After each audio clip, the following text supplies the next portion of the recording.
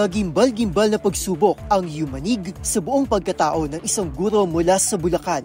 Sa isang open letter, inilahad nito ang umunay sexual harassment na dinanas nito sa loob ng paaralan mula mismo sa isang batang estudyante. Makikita sa mga larawang ibinahagi nito ang isang notebook ng tila grade 7 student na sinulatan ng iba't ibang kahalayan sa harap, likod at loob. Iba-iba man ng pagkakasula, isa lang ang malinaw. May pagnanasa itong inaalok na makipagtalik.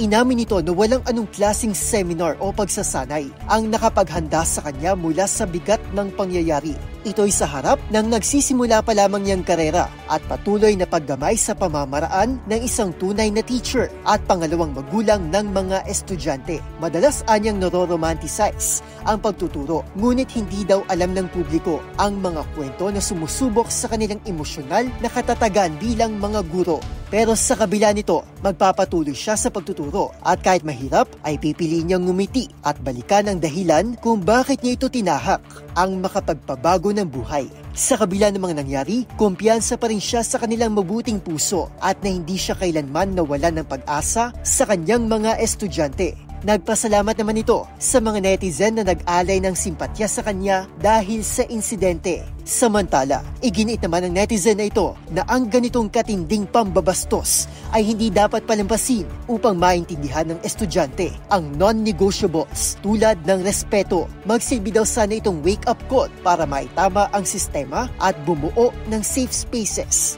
Suspecha naman ng iba, posibleng may mabigat na problema sa bahay at pamilya ang suspect at nadala ito sa eskwela o di naman kaya ay napagtipan lamang ito.